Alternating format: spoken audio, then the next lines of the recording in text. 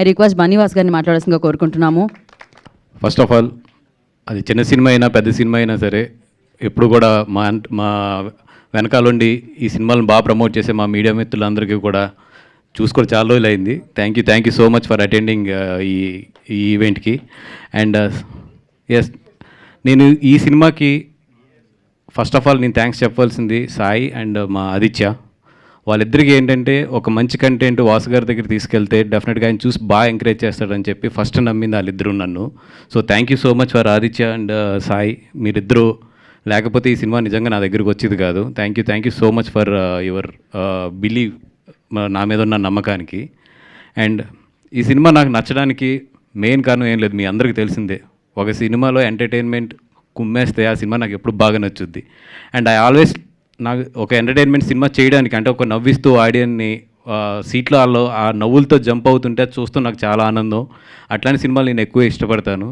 And ఈ సినిమాలో especially నేను ఇష్టపడింది ఏంటంటే, ఏ మాత్రం ఒక ఇంటర్మీడియట్ ఒక కుర్రోడు ఎంత మాట్లాడతాడో, ఒక ఇంటర్మీడియట్ కుర్రోడు ఎలాగ ఆలోచిస్తాడో, ఒక ఇంటర్మీడియట్ కుర్రోడు వాళ్ళ పేరెంట్స్ దగ్గర వీళ్ళందరి దగ్గర ఎలా డుమ్మాలు కొడతాడో, ఫ్రమ్ ద టైటిల్ దగ్గర నుంచి ఫ్రమ్ ద ఎండ్ క్లైమాక్స్ వరకు అంతే మెయింటైన్ చేశాడు డైరెక్టర్. నిజంగా హ్యాట్స్ ఆఫ్ మాతన్.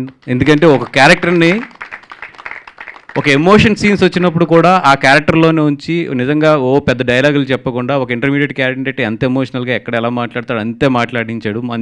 అన్ని సీన్స్లో కూడా అంత కంటిన్యూటీ మెయింటైన్ చేయడం అంటే నిజంగా చాలా కష్టమైన విషయం. ఎక్కడక్కడ ఏంటంటే మనం డ్రామాకి వెళ్ళిపోతాం, అట్లాంటి డ్రామాకి వెళ్ళకుండా చాలా లైటర్ వేలో నవ్విస్తూ తీసుకొచ్చాడు మొత్తం సినిమాని అంతా కూడా. దానికి నిజంగా ఫస్ట్ సినిమా అయినా కూడా మాతన్ అంత కన్సిస్టెంట్గా ఆ క్యారెక్టర్ని డ్రైవ్ చేశాడు. Mathan, all the best. ఇందాక ఆదిత్య అన్నట్టు ఏంటంటే, ఈ సినిమాలో మాటలు మన ఇంట్లో ఎలా మాట్లాడుకుంటాం అట్లాగే ఉంటాయి, కానీ నవ్విస్తూనే ఉంటాయి. అంత బాగా రాశాడు, అంత న్యాచురల్గా రాశాడు. అండ్ మొన్నే ఎవరో నన్ను అడుగుతూ ఈ జెన్ ఆల్ఫా గురించి మాట్లాడుతూ మీరే జనరేషన్ సార్ అంటే, నేను ఉల్ఫా జనరేషన్ సార్ అన్నాను. ఉల్ఫా జనరేషన్ అంటే ఏంటంటే, ఇంట్లో లంచ్ బాక్స్ పెట్టుకుని కాలేజ్కి వెళ్ళకుండా ఊరంతా తిరిగే వాళ్ళని జనరల్గా ఉల్ఫాస్ అంటారు. వాటికి ఏదైనా కాంపిటీషన్ పెడితే అప్పుడు నేను లీడర్గా వచ్చేవాడిని డెఫినెట్గా. అలాంటి ఉల్ఫా జనరేషన్ క్యారెక్టరే ఈ క్యారెక్టర్. ఈ ఉల్ఫా జనరేషన్ ఏంటంటే ప్రతి జనరేషన్లోనూ ఉంటుంది. దాన్ని ఎంత బాగా చేశాడంటే, నాకు తెలియదు నువ్వు ఉల్ఫా జనరేషనా మంచి స్టూడెంట్ ఏంటో తెలియదు, కానీ ఎంత బాగా చేశాడంటే, తను చూస్తున్నంతసేపు మాత్రం నా ఫ్రెండ్స్ చాలామంది గుర్తొచ్చారు నాకు ఇంటర్మీడియట్లోని. ఎందుకంటే నాకు 10th 86%, first year intermediate 91%, second year intermediate 37%. అంటే ఆ ఫస్ట్ ఇయర్ నుంచి సెకండ్ ఇయర్కి వెళ్ళే లోపే మొత్తం జనరేషన్స్ కానీ ఇవన్నీ కూడా మారుతాయి జనాలకి. అండ్ అక్కడ ఎట్లాంటివి జరుగుతాయి, ఎట్లాంటి ఒక మనిషి మైండ్ సెట్ ఎట్లా మారుతుంది అనేది చాలా బాగా తెలుసు. అంత బాగా అంత న్యాచురల్గా నిజంగా. అంటే మేము చూసుకుంటున్నప్పుడు అయితే, అంటే మరి 2015 కాదు, నాది ఎప్పుడో 96, 97 అనుకుంటాను. ఆ టైంలో మేము అంటే ఎంసెట్ ఎగ్జామ్కి వెళ్ళి లైన్ ఎక్కువ ఉందని చెప్పి థియేటర్కి వెళ్ళిపోయిన క్యాండిడేట్ని నేను. అట్లాంటి నాకు ఈ సినిమా చూస్తున్నప్పుడు ఏంటంటే పక్కా నిజంగా ఏంటంటే, మనం ఆ రోజులు ఇలాగే చేసేవాళ్ళం కదా అనేది ఎన్నిసార్లు అనిపించిందంటే, అందుకే నేను నవ్వుతూ ఉన్నాను మొత్తం ప్రివ్యూ చూస్తున్నంతసేపు. ఎందుకంటే ఒకటే ఏంటంటే, నాకు నా ఫ్రెండ్స్ అందరూ గుర్తొస్తున్నారు ఆ సినిమా చూస్తుంటే. అవును, ఈడి క్యారెక్టర్ ఇది కదా, ఆడి క్యారెక్టర్ అది కదా అని చెప్పి.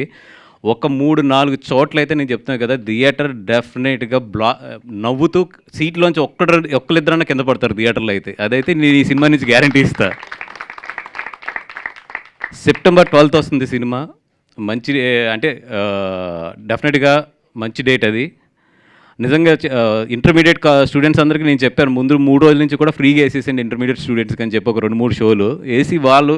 ఎందుకంటే ఇది ఏదైతే సోషల్ మీడియా ఇన్ఫ్లుయెన్సర్స్ ఉంటారో మీ అందరికీ సూపర్ కంటెంట్ దొరుకుతుంది, రండి. ఎందుకంటే ఎవ్రీ డైలాగ్ దీంట్లో మీరు క్లిప్ వేసుకునే డైలాగే చెప్తున్నారు కదా, చక్కగా రండి, అందరూ బాగా ఎంజాయ్ చేయండి. అండ్ టెక్నికల్ టీం మొత్తం, అంటే ఇప్పుడు పేరు చెప్తే చాలా టైం పడుతుంది కాబట్టి నెక్స్ట్ ఇంకా ఫంక్షన్స్ ఉన్నాయి కాబట్టి మాట్లాడతాను. మీ అందరికీ కూడా అందరు youngsters, super youngsters. And film కూడా అంతే యంగ్గా ఉంది.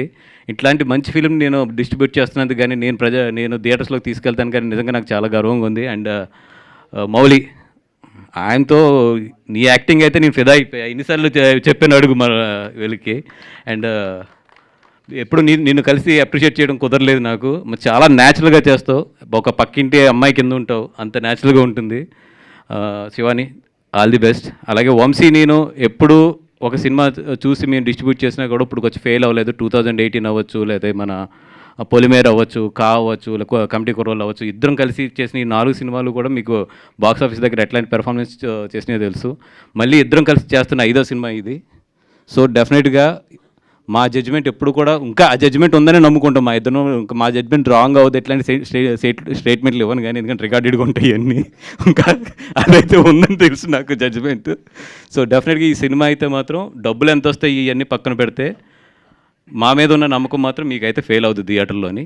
రండి, చక్కగా నవ్వించి పంపిస్తాం. హ్యాపీగా ఫ్యామిలీతో వచ్చి నవ్వుకుని వెళ్ళండి. ఎంత నవ్విస్తామంటే మీ పొట్టలు పగిలిపోయేంత నవ్విస్తాం. పేరుకి ఇది లిటిల్ హార్ట్స్ అనే టైటిల్ అవ్వచ్చు కానీ మీ పొట్టలు మాత్రం గట్టి గుద్దేసే హార్ట్స్ ఇవి. రండి థ్యాంక్ యూ సో మచ్.